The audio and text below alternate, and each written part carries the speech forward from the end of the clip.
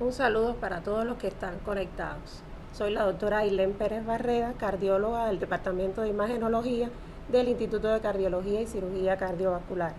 Quiero agradecer a mis colegas de trabajo imagenólogas y a la Sociedad Cubana de Imagenología por la invitación a esta primera jornada virtual de la especialidad para tratar el tema de las principales aplicaciones de la resonancia magnética cardíaca en el estudio de la hipertensión pulmonar. Es esta una entidad definida por la existencia de una presión pulmonar media en reposo por encima de 25 milímetros de mercurio.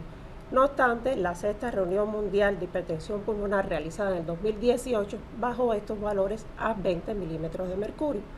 Es esto un desorden patofisiológico que involucra múltiples entidades clínicas y que puede complicar la mayoría de las enfermedades cardiovasculares y respiratorias. En este grupo heterogéneo de enfermedades se ha podido establecer una organización a través de 5 grupos bien definidos en función de la etiología, la fisiopatología y la genética.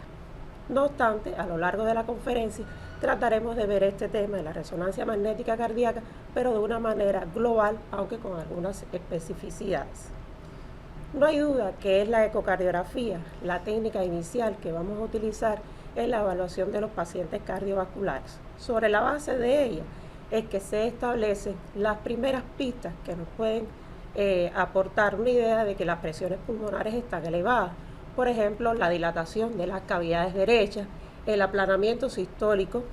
del tabique interventricular, así como una serie de medidas anatómicas y funcionales de las cavidades derechas fundamentalmente que se han validado y que nos permiten establecer las posibles predicciones de la elevación de las presiones en el árbol arterial pulmonar. Una de las herramientas que más se utiliza es precisamente en la evaluación por el Doppler, donde el flujo de la insuficiencia tricuspidia y el establecimiento del gradiente del ventrículo derecho hasta la aurícula derecha es la variable más sensible para establecer la predicción con respecto al cateterismo cardíaco, que es la técnica de elección, de una probabilidad baja, media o intermedia de hipertensión pulmonar, y sobre esta base es que se van a establecer el resto de las técnicas diagnósticas que vamos a utilizar. El eco puede ser suficiente en casos como estos, por ejemplo. Este es el caso de un paciente que tiene una cirrosis hepática y tiene un síndrome hepatopulmonar asociado a la elevación de las presiones pulmonares.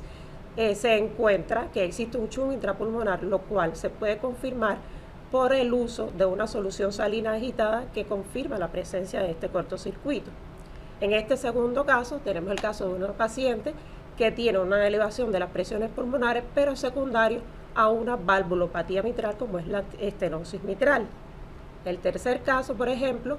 se pueden ver grandes vegetaciones de resultado de una endocarditis infecciosa sobre la válvula tricúspide que actúan como un foco embolígeno que determinan la existencia de un posible tromboembolismo pulmonar a nivel de las arterias pulmonares y sus ramas. Y en el cuarto caso se presenta el caso de un paciente que tiene un accidente cerebrovascular, está postrado y se puede apreciar la presencia de un trombo a nivel de la bifurcación de las arterias pulmonares y por lo tanto una enfermedad tromboembólica. Sin embargo, la mayoría de los pacientes no tienen ventanas acústicas muy buenas debido a la interposición del aire que puede afectar la resolución de la imagen. También por la posición de las cavidades derechas retroesternal puede dificultar la evaluación de las mismas. En estas circunstancias, ante ventanas acústicas que son subóptimas, cuando se necesita una evaluación de la función del ventrículo derecho más precisa, más exacta para establecer diagnóstico, pero también pronóstico, cuando se necesita evaluar los hallazgos extracardíacos que están relacionados con la enfermedad, así como las dificultades en la determinación de la causa y el compromiso vascular de la misma, entonces es que vamos a utilizar la resonancia magnética cardíaca, que si bien es una técnica bastante segura, exenta de radiaciones ionizantes, isótopos radioactivos, es a la vez bien costosa, por lo tanto su uso debe ser sobre la base de una justificación bien empleada.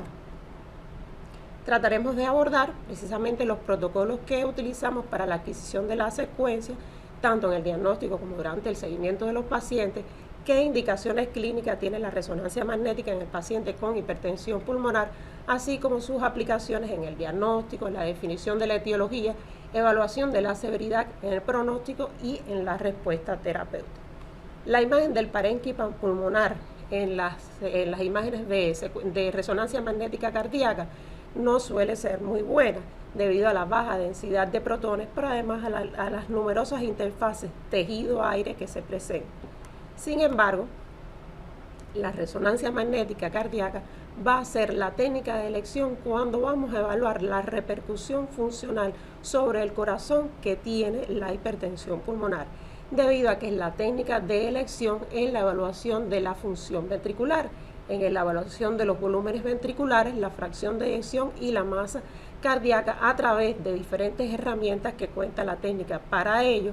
pero tiene además un valor agregado que se lo confiere la posibilidad de la caracterización tisular con la obtención de las secuencias en T2, en T1, la evaluación del realce tardío del gadolíneo y la adquisición más reciente de los mapas paramétricos que permiten una evaluación cuantitativa de las variaciones en el T1 y en el T2 y también el cálculo del volumen extracelular, que son variables que van a ser utilizadas en la caracterización tisular. Así, en el contexto de un paciente con hipertensión pulmonar, podemos evaluar la anatomía y función del ventrículo derecho con una gran precisión y exactitud. Podemos hacer la caracterización tisular, podemos evaluar también la unidad ventrículo arterial y el estado de la vasculatura pulmonar, así como los hallazgos extracardíacos relacionados con la enfermedad, con una elevada correlación con los parámetros del cateterismo cardíaco y alta sensibilidad y especificidad en la identificación de la causa. Uno de los principales problemas de los estudios de resonancia magnética cardíaca son los largos periodos de estudio. Esto se ha logrado mejorar con la realización de nuevas de aplicaciones de software que mejoran la adquisición de las imágenes, como estos ejemplos que les ponemos a continuación, pero además también en el mismo procesamiento de las imágenes y la aplicación de la inteligencia artificial. Los estudios se inician con una serie de imágenes localizadoras que están situadas en los planos ortogonales torácicos, frontal, el axial y el sagital, a partir del cual se obtienen los planos oblicuos cardíacos. Seguidas de esta secuencia se obtiene una secuencia Hayes de sangre negra que se utilizan para la evaluación morfológica tanto del corazón como de las estructuras extracardíacas. Posteriormente, sobre los planos oblicuos cardíacos, como tenemos aquí la secuencia de 2 cámaras, el 4 cámaras y el 3 cámaras, se obtienen proyecciones perpendiculares que van a determinar que a partir de las mismas se realizan una serie de cortes que van desde el ápex hasta la base del corazón y que permite que sin depender de un modelo matemático se puedan determinar los volúmenes telediastólicos, volúmenes telesistólicos y la fracción de eyección tanto para el ventrículo izquierdo como el ventrículo derecho, con una elevada resolución espacial y temporal, lo cual lo hace muy reproducible. El contraste que utilizamos en los estudios de resonancia magnética es el gadolíneo. Este es un contraste extracelular que solo penetra la célula en los casos en que ésta esté dañada, como es el caso del infarto agudo del miocardio, lo cual determina que permanezca durante más tiempo en el interior de la célula y se prolongue su lavado, lo cual hace que en secuencias que se realizan tardíamente de 10 a 15 minutos posteriores, este permanezca en el interior de la célula y pueda ser visualizado como una señal hiperintensa por el acortamiento del T1 que produce la presencia del gadolíneo. Esto también puede suceder en los casos como las necrosis crónicas o zonas de fibrosis, donde lo que se produce es una expansión del volumen extracelular que hace que también se prolongue el lavado del gadolíneo y se puedan ver en las secuencias de realce tardío. Así se pueden identificar dos patrones fundamentales: el patrón isquémico, donde siempre se afecta el subendocardio y guarda relación con el territorio de irrigación de alguna arteria coronaria epicárdica, o los patrones no isquémicos. Estos patrones no isquémicos pueden ser subepicárdicos, intramiocárdicos, en forma de estrías, en forma de parches, o pueden situarse a nivel de los puntos de distensión, como sucede en el caso de la hipertensión pulmonar. Aquí vemos un ejemplo de las secuencias de sangre negra, que son secuencias morfológicas que se hacen un barrido de toda el área torácica. Generalmente se pueden hacer de los planos axiales, de los planos sagitales y del plano frontal. No obstante, para abreviar los protocolos, de manera habitual solemos utilizar las secuencias axiales. Como podemos ver aquí, además de verse las estructuras cardíacas, también se puede ver la arteria pulmonar y sus ramas, y se pueden visualizar hallazgos extracardíacos que sean de interés en algún caso en particular. Sobre estas bases de esta secuencia se ha establecido el escobar de flujo de sangre negra, el cual se ha utilizado en modelos de regresión logística para predecir la presión media de la arteria pulmonar, y se basa sobre el lentecimiento del flujo sanguíneo a nivel de los vasos pulmonares, de manera tal que esto genera una señal hiperintensa a nivel de los vasos, y en la medida que esta señal se acerque más a la arteria principal, habla a favor de un mayor compromiso de las presiones arteriales pulmonares. Igual, en estas secuencias podemos evaluar complicaciones asociadas a la hipertensión pulmonar, como es este caso de esta mujer de 71 años, hipertensa, fumadora, que acude con disnea y angor de esfuerzo, en la cual se puede visualizar la dilatación de la arteria pulmonar y sus ramas. En este caso, esta entidad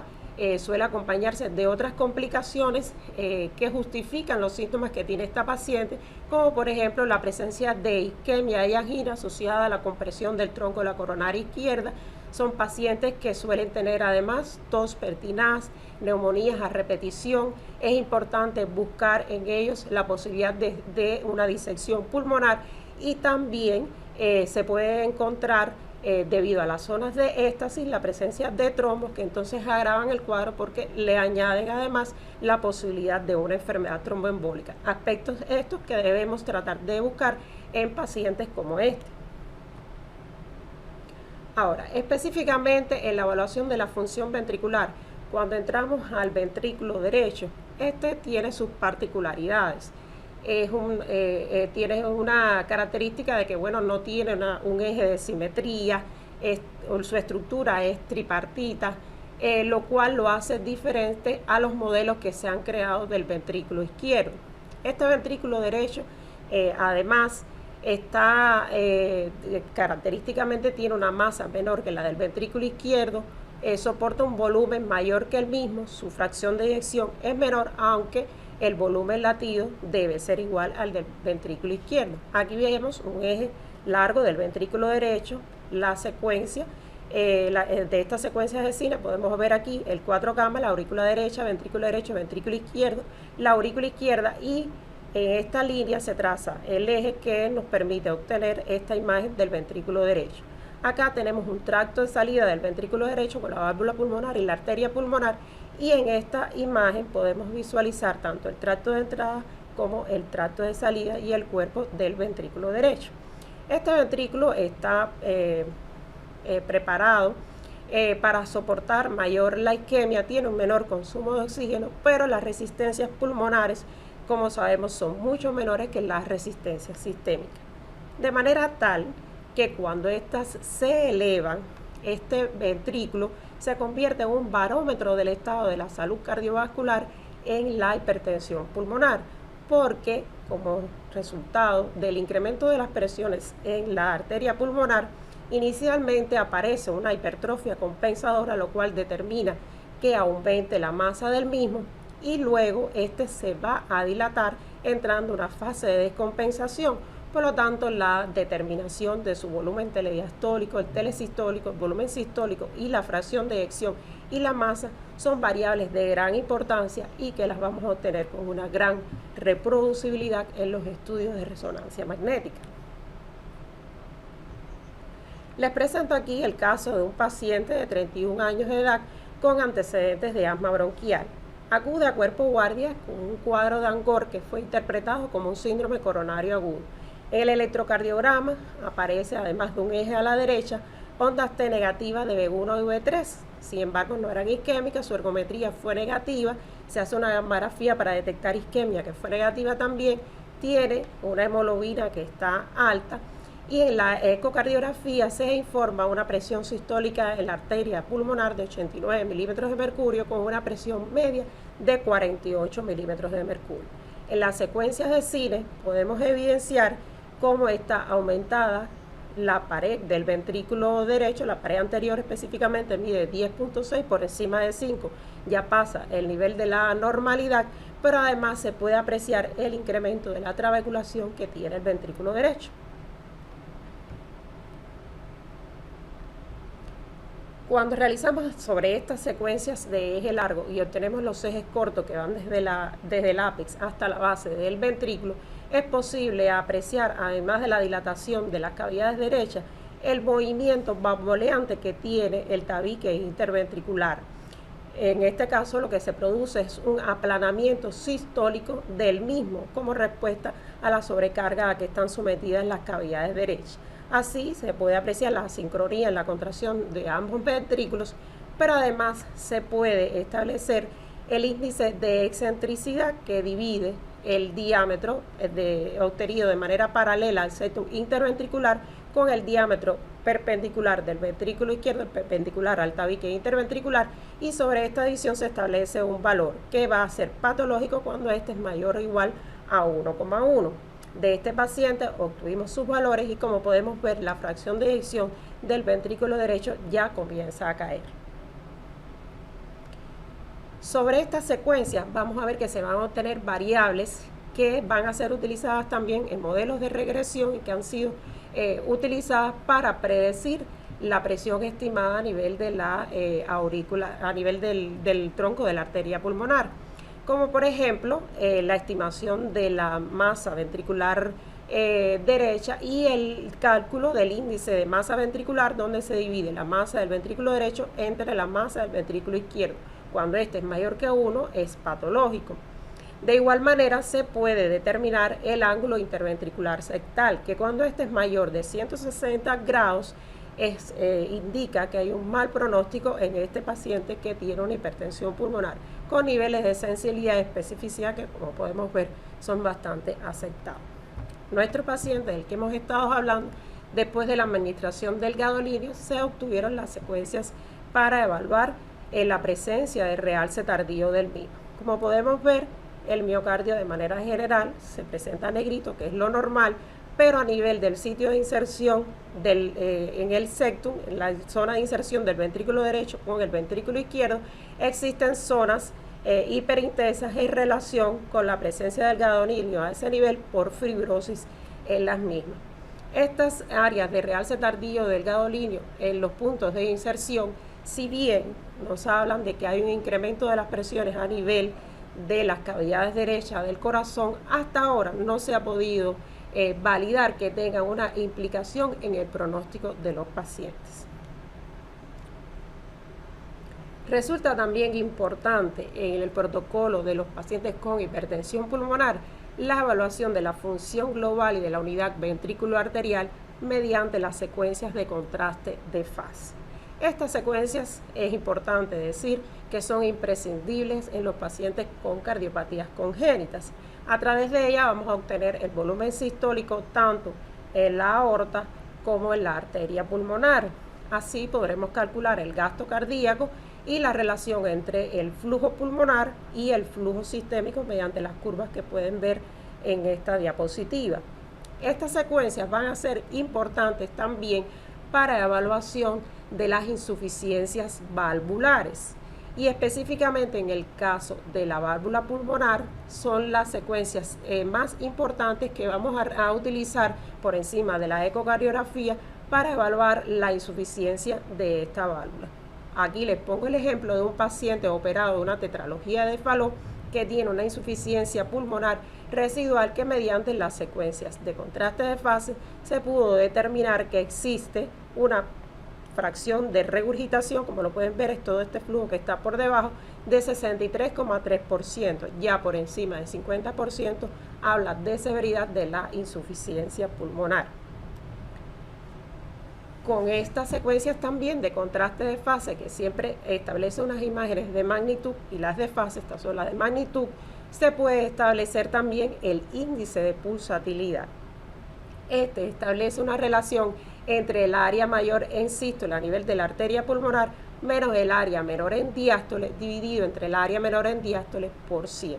Su valor por debajo de 40% tiene un 95% de sensibilidad y un 94% de especificidad para predecir una hipertensión pulmonar ligera. De esta manera, este índice de pulsatilidad se va a reducir antes de aparecer las alteraciones en la estructura y la función del ventrículo derecho. Por lo tanto, su uso es de gran importancia porque permite clínicamente establecer estrategias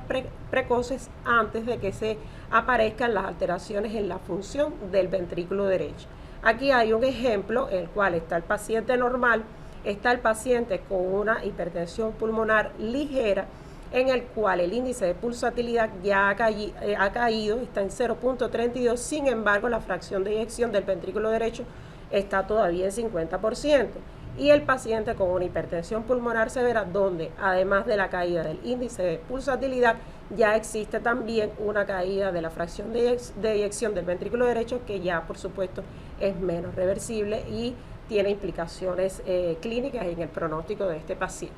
Ahora, la resonancia magnética es una técnica que está en constante evolución, en constante desarrollo. Y sobre la base de estas mismas secuencias que hemos explicado hasta ahora, se han establecido nuevas herramientas para los estudios. Es así como sobre las secuencias de cine que antes explicaba, se puede establecer un algoritmo a través de la técnica de feature tracking que permite estudiar la deformación de la fibra miocárdica, tanto en el plano longitudinal, circunferencial como el radial, que son los planos en que se mueve la fibra miocárdica de manera tal que el corazón al final, durante cada ciclo cardíaco, se puede exprimir como si fuera una toalla mojada. Con esta técnica es posible evaluar el compromiso de la deformación tanto del ventrículo izquierdo como el ventrículo derecho, y esta se va a alterar en la deformación miocárdica antes de la caída de la fracción de eyección. Por lo tanto, permite una detección temprana de la disfunción ventricular y tomar medidas al respecto. Ahora, en relación con la caracterización tisular, nos va a ayudar las nuevas herramientas de los mapas paramétricos, como es el mapeo en T1, el mapeo en T2 y la evaluación del volumen extracelular con el uso del mapeo en T1 después del contraste. El incremento en el T1 no predice mortalidad, pero sí predice el compromiso de la función ventricular, y el volumen extracelular es importante en el seguimiento terapéutico. De igual manera, se han hecho estudios en los cuales en el paciente con tromboembolismo pulmonar se ha evidenciado un incremento de los valores objetivos que nos dan los mapas paramétricos en T2 a nivel de las paredes del ventrículo derecho. Ahora, sobre las secuencias de contraste de fase, ¿qué nueva herramienta ha aparecido? Es la evaluación cuatridimensional de los flujos a nivel de las cavidades cardíacas y en las arterias principales. Aquí este es el ejemplo de un flujo a nivel de la arteria pulmonar. Normalmente el flujo suele ser laminar. Cuando aparecen vórtices, está hablando de que este no es normal. De manera tal que de una manera cuantitativa se pueden estimar las presiones en el tronco de la arteria pulmonar y se puede hacer un diagnóstico de hipertensión pulmonar a través del flujo en vórtice, que si es diastólico suele acompañar a la hipertensión pulmonar ligera, pero si aparecen las sístoles ya la hipertensión pulmonar es severa. Estas secuencias también de flujo también suelen ser de gran importancia en los pacientes que tienen cortocircuitos intracardíacos. Ahora, en relación con las angiografías y las secuencias de perfusión. La angiografía pulmonar en las técnicas de resonancia magnética tiene alta resolución espacial, pero baja resolución temporal. Esto hace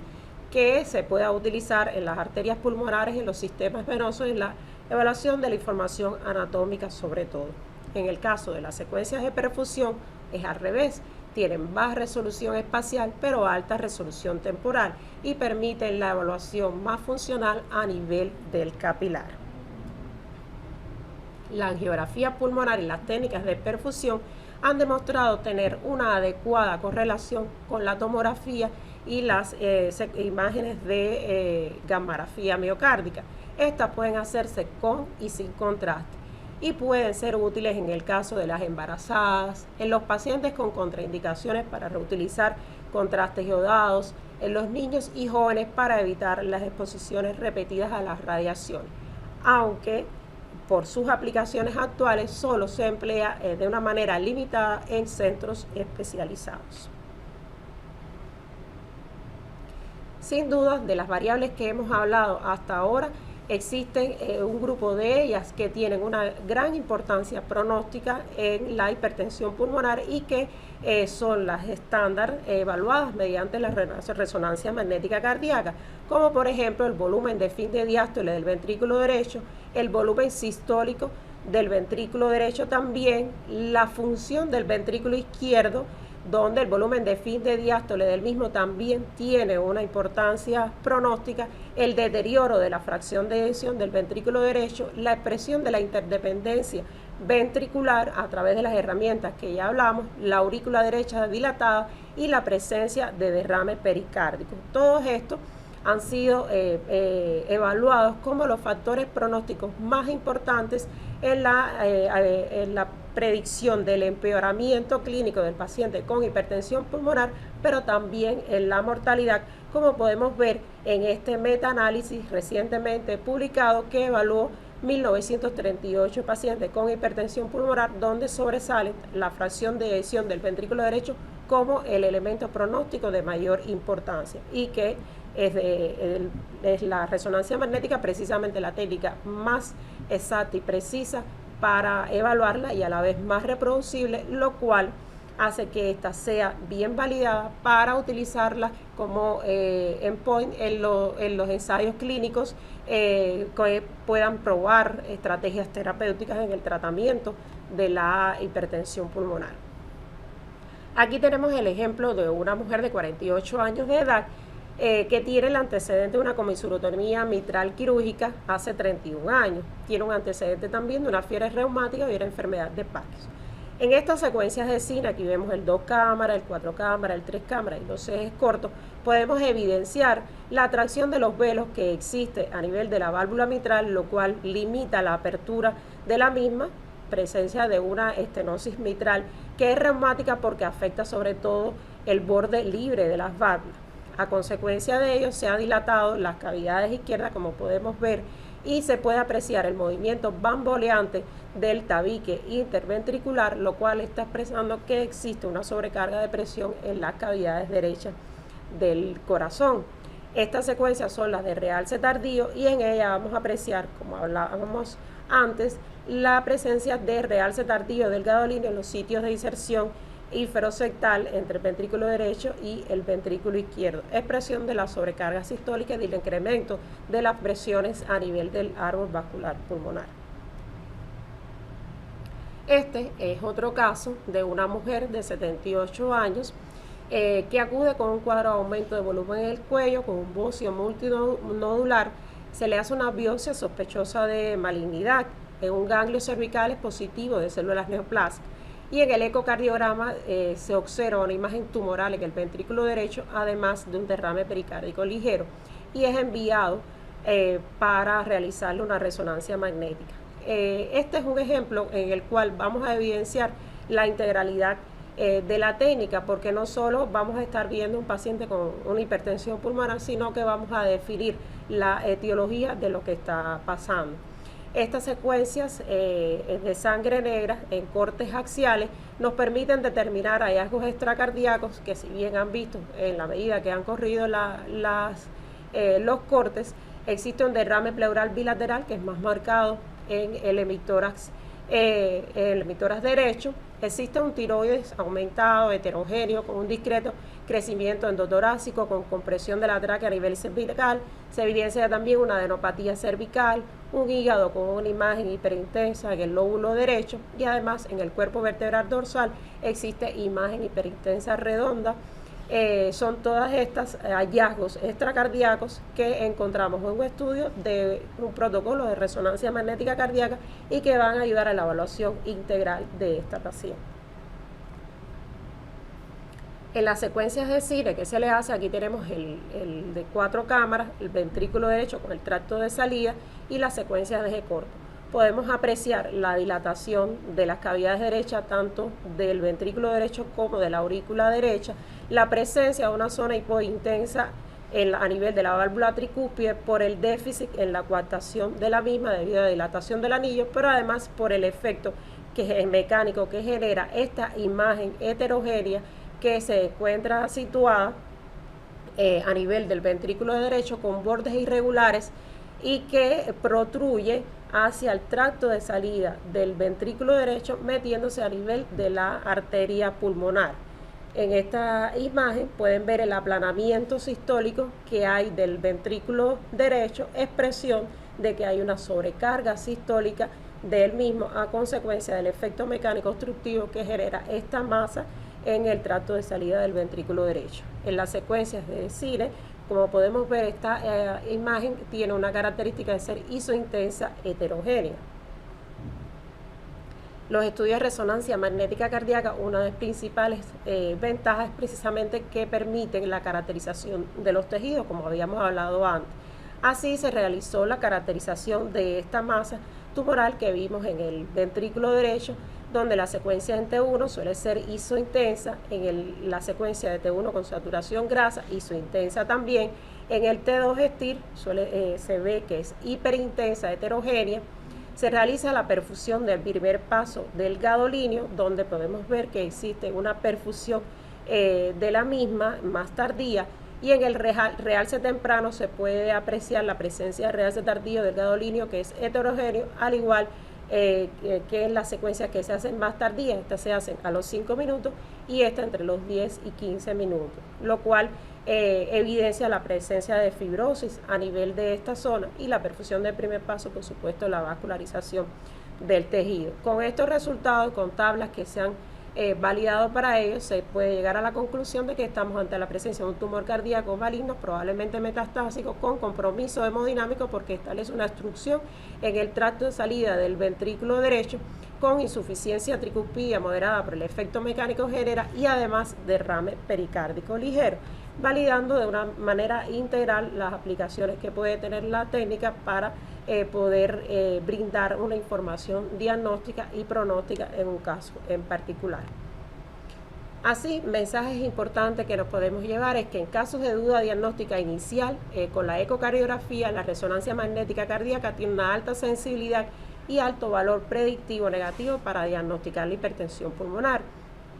Tiene un papel fundamental en la caracterización etiológica de pacientes con hipertensión pulmonar y sospecha de cardiopatía congénita. Es la técnica de elección para la cuantificación de los volúmenes y el cálculo de la fracción de eyección del ventrículo derecho, parámetros esenciales en la estratificación pronóstica.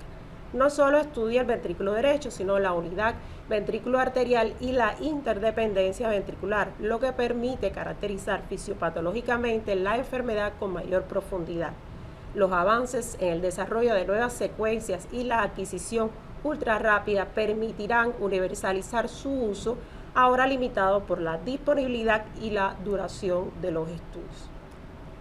Las secuencias que le he presentado con los casos son el resultado del trabajo en conjunto de médicos, licenciados y enfermeros de los departamentos de imagenología del Instituto de Cardiología y Cirugía Cardiovascular y del Hospital Clínico Quirúrgico Hermanos Amejeira, con el apoyo y la asesoría de colegas de otros países, los cuales han permitido el desarrollo de esta técnica en nuestro país. A todos ellos les damos las gracias, al igual que a ustedes, por la atención que nos han prestado.